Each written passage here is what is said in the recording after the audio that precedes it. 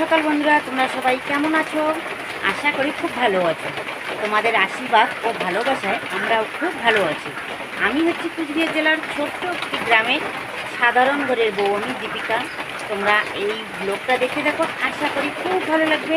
আর এই দিকে দেখো, কালকে রাত্রির থেকে এই যে বৃষ্টি বৃষ্টি বৃষ্টিই চলছে। তো এখন বাজে প্রায় 9:45। তো এখনও কিন্তু এদিকে দেখো বৃষ্টিই চলছে। তো পরশু দিন রাত্রি থেকে এদিকে বৃষ্টি শুরু হয়েছে। তো কালকে সারাদিন তো ওই রকম করেই গেলো, ঝিমঝিম বৃষ্টি, তো রোদ্র তো ওঠেইনি। আর আজকে আবার এইরকমই চলছে দেখো।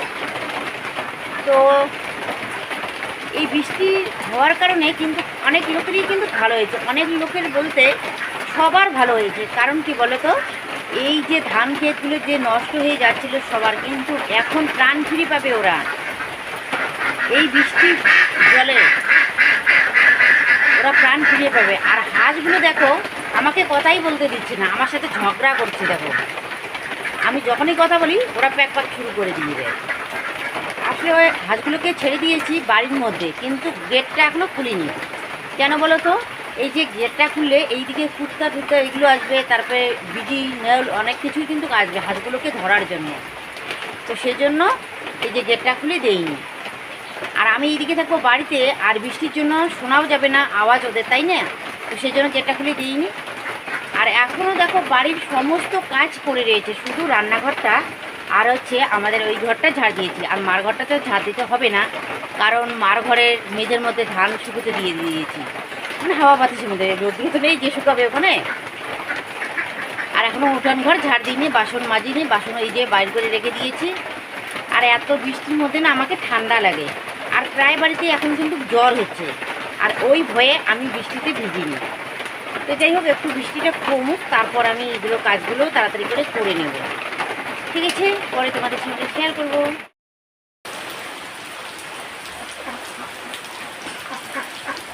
আর এই দিকে দেখো হাঁসগুলো জল পেয়ে এত খুশি হয়েছে ওরা, তো কি বলবো আর। এইদিকে হাঁসগুলো যেমন খুশি হয়েছে, তেমন কিন্তু ধান ক্ষেতগুলো কিন্তু খুব ওরাও খুশি হয়েছে, তাই না? তো যাই হোক, এইদিকে দেখো আনন্দে ওরা আত্মহারা হয়েছে। দেখো কত সুন্দর করে ওরা আছে, আমাদেরকে ঠান্ডা লাগে আর ওরা দেখো বৃষ্টির জলের মধ্যে দেখো কত সুন্দর করে দাঁড়িয়ে দাঁড়িয়ে আছে, এদিক সেদিক বেড়াচ্ছে। ওদেরকে ভাত দিয়ে দিয়েছি, খাওয়া দাওয়া করে নিয়েছে। ওদের সকালের খাবার হয়ে গেছে, কিন্তু কালকের বাসি ভাত ওদেরকে দিয়ে দিলাম, খেয়ে নিয়েছে। তো দেখো এদিকে হাঁসগুলোকে ছাড়ানো হয়েছে, আর হাঁসগুলো দেখো বারবার ওই ঘরের দিকে যাচ্ছে, কারণ ওই ঘরের মধ্যে আছে ধান, মেঝের মধ্যে ধান দেওয়া আছে, তো সেই জন্য ওইখানে বারবার যাচ্ছে ধান খাওয়ার জন্য। আসলে কি বলো তো, ধান তো খাবে খাবে, সেটা কোনো বড় কথা না। আর এই দিকে দেখো ভিজা, এই যে ওদের পায়েগুলো ভিজা, তো এখানে জল আছে, গায়ের মধ্যে ওদের জল আছে। আর ওই জলগুলো যদি ধানের মধ্যে পড়ে, তাহলে কিন্তু আবার বেশি ধানগুলো নষ্ট হয়ে যাবে। তো সেই জন্য হাঁসগুলোকে ঘরে যেতে দেওয়া হচ্ছে না, তো দরজা বন্ধ করে রাখা হয়েছে। তবুও কিন্তু বারবার যখন মনে করো রাস ঢুকলো ঘরে বা রাশি ঢুকলো, কিন্তু ওদের তো আর দরজা বন্ধ করে রাখার মনে থাকে না, তাই না? সব সময় তো খুলে রাখে কখনো, তো তখন এই যে হাঁসগুলো বারবার ওই দিকে চলে যায়। আর এই দিকে দেখো ছাগলটাকে ওইখানে বেঁধে রাখা হয়েছে, কারণ কোথায় যাবে ছাগলটা বলো এই যে বৃষ্টির দিনে? আর বাইরে যাওয়া গেলে পরেও কিন্তু ভয় লাগে, যদি আবার কুত্তে টুত্তে ধরে, তাই না? আর এইদিকে আমি বাসন কুসন নিয়ে এইদিকে যাচ্ছি কলে পারে। তো এখন আমি কলপারে বাসনগুলো রাখবো, তারপর উঠান ঘর যা দেবো। আর রাশি এদিকে ব্রাশ নিয়ে চলে আসলো। আর এইদিকে বৃষ্টির দিনে কী বলো তো, যতই মানে ভালো করে চলার চেষ্টা করি, কিন্তু তবুও ভয় লাগে। কেন বলো তো, এইদিকে দেখো আমাদের উঠানের অবস্থা এতটা খারাপ, তো কী বলবো আর। আর এতটা পিছলা হয়েছে, তো মনে হয় যে পড়বো এরকম লাগে। তো এইদিকে আমি তাড়াতাড়ি করে উঠানটা ঝাড় দেওয়া শুরু করে দিলাম। তো এখন একটু বৃষ্টি কম কম দেখা যাচ্ছে, তাই না? ঝিমঝিম ঝিমঝিম বৃষ্টি। তো যাই হোক, ঝিমঝিম বৃষ্টির মধ্যেই কিন্তু তাড়াতাড়ি করে উঠানটা ঝাড় দিতে হবে। আর বেশি বৃষ্টি হলে পরে গা ভিজে যায়, তখন কিন্তু এত ঠান্ডা লাগে। আর এমনিতেই কিন্তু এখন ঠান্ডা লাগে বৃষ্টির দিনে, তাই না? আরও যদি এদিকে বৃষ্টির জল গায়ে পড়ে, বাবারে আমাকে এত ঠান্ডা লাগে। আচ্ছা, ছোটোবেলায় তো আগে মনে করি বৃষ্টি আসলে পরে মনের আনন্দে সবাই মিলে কিন্তু এই যে উঠানের মধ্যে খেলতাম, স্নান করতাম। কিন্তু এখন আর সে বয়সটাও নেই, আর সে সময়টাও নেই, তাই না? আর এখন দেখো গায়ের মধ্যে যদি আবার জল পড়ে, এত ঠান্ডা লাগে, জানি না কেন এরকম। তো সময়ে সব কিছুই পরিবর্তন হয়, তাই না? তো যাই হোক, আবার বৃষ্টি পড়বে, তাড়াতাড়ি উঠানটা ঝাড় দিয়ে নেই। তো বন্ধুরা এইদিকে দেখো একদম ঢকঢক করছে।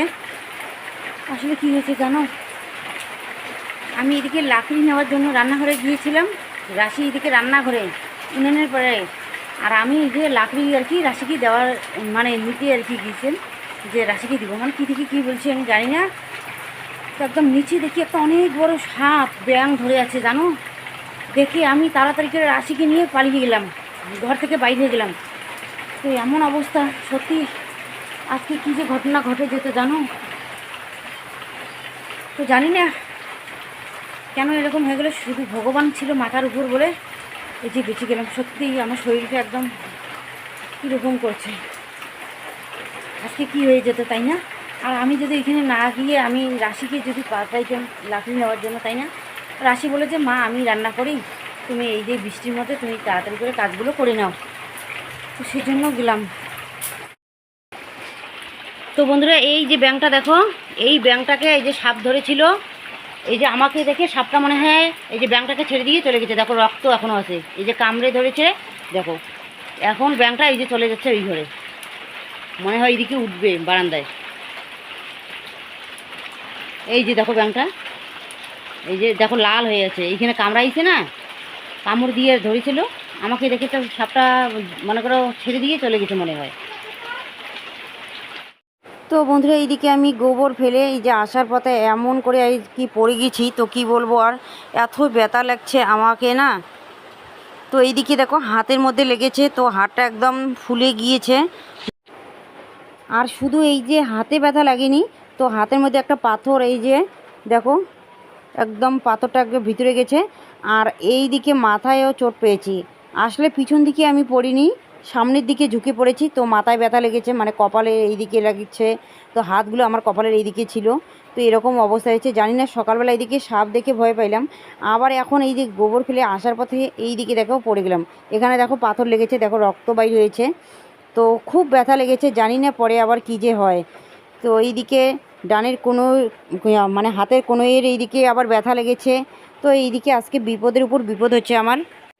তো যাই হোক এইদিকে ছান করে ঠাকুরটা পুজো দিয়ে এসে এইদিকে এখন আমি এই যে দোকানের সমস্ত কিছু রেডি করছি, রান্নাবান্নাও করছি। কারণ হাতে ব্যথা লেগেছে ঠিকই, কিন্তু তেমনটা কি বলো তো, জানি না রাত্রিবেলা বেশি হয় নাকি আবার জানি না সেটা। তো এইদিকে তোমাদের দাদাভাই দিকে গরুগুলোকে জল দিয়ে নিচ্ছে, আর আমি এইদিকে এই যে দোকানের কাজগুলো করে নিচ্ছি। ব্যথা লেগেছে ঠিকই, কিন্তু কাজগুলো তো করতেই হবে আমাকে, তাই না। যদি বেশি একটা কাটা টাটা যেত তাহলে কিন্তু বসেই থাকতাম, কিন্তু যেহেতু পারছি করতে। আর এইদিকে দেখো রাশি এরকম করছে, রাজ এইদিকে ওকে বলছে এরকম করবি না করবি না, দেখো রাশি আবার বেশি করে এরকম করে যাচ্ছে। তো বন্ধুরা এইদিকে দেখো তোমাদের দাদাভাই দিদি দোকানে চলে গেছে, আর আমি এইদিকে কিছু কলা ছিল, পাকা কলা ছিল, তো পাকা কলাগুলো এই যে আটা আর চিনি দিয়ে মেখে এই যে পিঠাও করে নিচ্ছি। তো সন্ধ্যাবেলা এইদিকে দু একটা করে খাওয়া যাবে, তাই না। আর এইদিকে কিন্তু কি বলো তো, করতে চাইলাম না, তবু ভাবলাম যে না তেল আছে, তো কয়েকটা পিঠা ভেজে রাখি। ভাজলে কিন্তু খেতে কিন্তু দারুণ লাগে, তাই না। তো যখন ইচ্ছে তখন দুটো খাওয়া যায়। তো বন্ধুরা আমি অনেকক্ষণ পর তোমাদের সামনে আসলাম, আসলে এতক্ষণ মোবাইলটা চার্জে দেওয়া হয়েছিল, চার্জ হচ্ছিল, আর রাজরাশি এদিকে বই পড়তে বসে পড়েছিল, তো সেজন্য আর মোবাইলটা নেওয়া হয়নি। কারণ ওরা কি বলো তো, মোবাইল দেখলে ওরা পাগল হয়ে যায়, তাই না। তো সেজন্য মোবাইলটা নিয়ে নিই, আর আমি ভিডিও এডিটে এইখানেও আনিনি।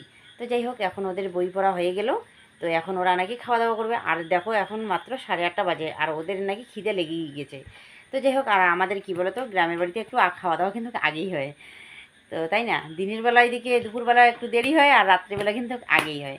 তো যাই হোক ওদের তাড়াতাড়ি করে ভাতটা দিয়ে নিই, ওরা খাওয়া দাওয়া করে নিক, যেহেতু খিদে লেগেছে। আর ওর বাবা আসতে তো দেরি আছে, ওর বাবা আস্তে আস্তে এইদিকে 10টা 10:30 তো বেজেই যাবে।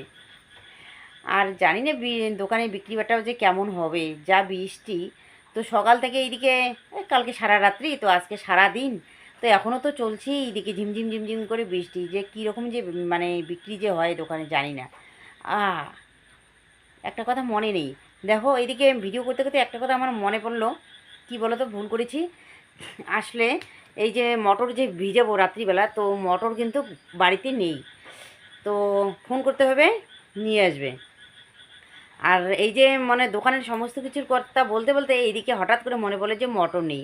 আসলে দুপুরবেলা আজকে বাজারে যায়নি, তো সেই জন্য আনা হয়নি। আর আমাদের দোকানের সাথে ওইদিকে দোকান আছে, গালামাল দোকান আছে, ওইখান থেকে নিয়ে নেবে। তো যতটুকু আছে ওইটুকুই তো হবে না আজকের, মানে কালকেরটা আর কি। আর কালকের জন্য তো আজকেই ভিজাতে হবে, রাত্রিবেলায় ভিজাই। রাত্রিবেলা ভিজালে কী হয়, মানে একটু সিদ্ধ কম করলেও হয়ে যায়, তাড়াতাড়ির মধ্যে সিদ্ধ হয়ে যায়, তাই না? তো ঠিক আছে, ফোনটা আগে করে নিই, তারপর বকবক করি। আবার যদি ফোনটা না করি তাহলে কিন্তু দোষটা কিন্তু আমারই হবে, কারণ মনে ছিল না আমার, তাই না? তো চলো আগে ফোন করি, তারপরে তোমাদের সঙ্গে শেয়ার করে নেব। দুপুরে তো শেয়ার করা হয়নি কী কী রান্না করেছিলাম। তো এই দিকে দেখো ডাল, আর এই যে পাঁপড় ভাজা, আলু ভাজা, আর হচ্ছে খিচড়ি ডালের বড়া দিয়ে এই যে সব কিছু মিশর এখানে ঘন্ট করেছি।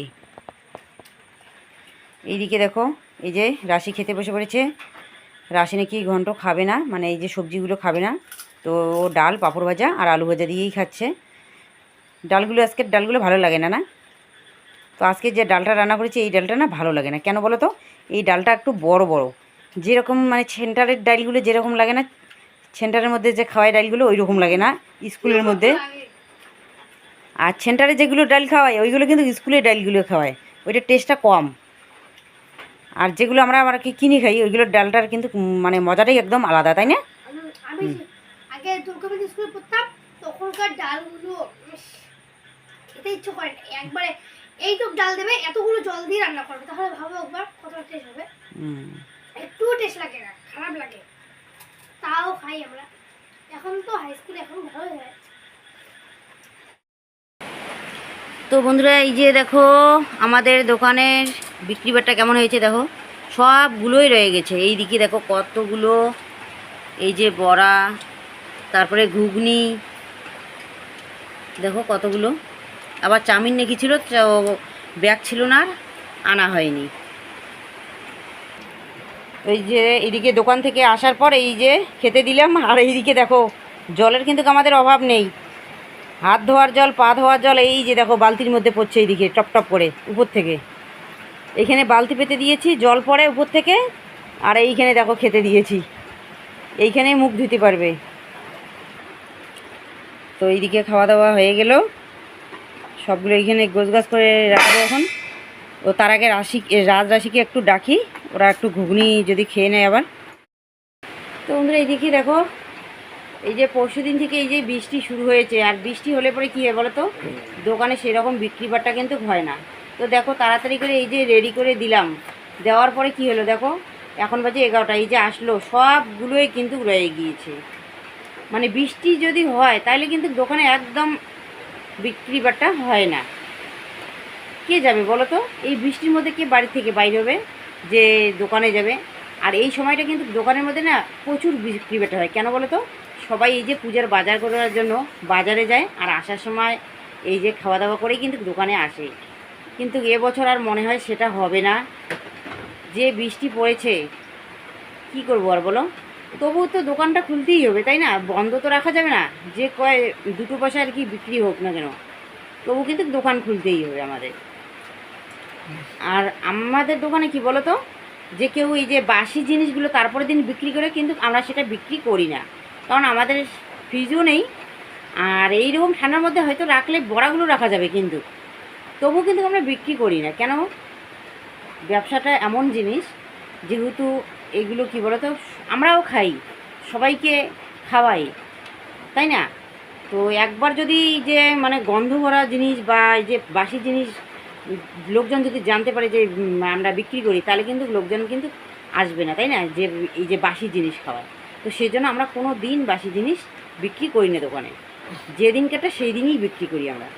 আর যেগুলো নষ্ট হয়ে যায় বাড়ি নিয়ে আসি। আর এই যে চাউমিনগুলো নষ্ট হয়, চাউমিনগুলো কিন্তু হাঁসে খায়। আর এই যে বড়াগুলোও সবগুলো এগুলো হাঁসে খেয়ে নেয়। হাঁসের পেটে কী হয় বলো, সব কিছুই হাঁসের পেটে হজম হয়ে যায়। তো যাই হোক, কী করবো আর বলো, এরকম করেই চলতে হবে। ব্যবসাটা এরকম, লাভ লস দুটোই তো স্বীকার করতে হবে, তাই না? আর এই দিকে দেখো বাবা আমাদের বাড়িতে আসেনি, দোকানে এসেছিলো। তো এসে এইদিকে দেখো কাকলা, তারপরে হচ্ছে শসা, তো এইদিকে আপেল, তো অনেক কিছুই দোকানে দিয়ে তারপরে এইদিকে বাবা চলে গেছে বাড়িতে। তারপর কারি পাতা দিয়েছিল, তো আমাদের যেহেতু এগুলো লাগে, এই যে আপেলগুলো এখানে রাখা হয়েছে। তো যাই হোক, বাবা এইদিকে আসলে আবার এইদিকে উল্টো দিকে হয়ে যায়, তো সেই জন্য বাবা আসেনি। এইদিকে দুধ এনেছিল, তো তো অনেক কিছু নিয়ে এসেছিলো বাবা, কিন্তু দোকানে দিয়ে চলে গেছে। তো বন্ধুরা এইদিকে সকাল থেকে আমার এইদিকে দেখো এরকম হয়ে যাচ্ছে, সকালবেলা এইদিকে সাপ দেখে ভয় পেলাম, তারপর এইদিকে আবার এই যে বাইরের মধ্যে পড়ে গেলাম, তো অনেক কিন্তু ব্যথা লেগেছে, জানি না এর পরে আবার এটা নিয়ে কোনো অসুবিধা হয় নাকি জানি না।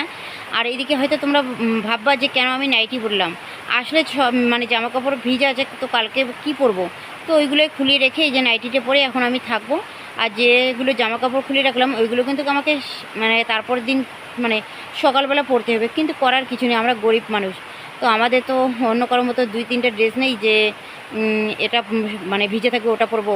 এইদিকে দেখো সায়াটাও একদম ভিজা আছে, তো সকালবেলা কি পরবো বলো, তো সেজন্য এই যে শাড়ি, তো আমি যেগুলো আর কি পরেছিলাম ওইগুলো খুলে রেখে দিয়েছি, করার কিছু নেই, এভাবেই চলতে হবে আমাদের এই যে সুখ দুঃখের জীবন। তো সুখের থেকে কিন্তু আমার দুঃখটাই কিন্তু আমার বেশি কপালে লেখা আছে। তো ঠিক আছে বন্ধুরা, আজকের ব্লগটা এ পর্যন্ত, শুভরাত্রি, টাটা।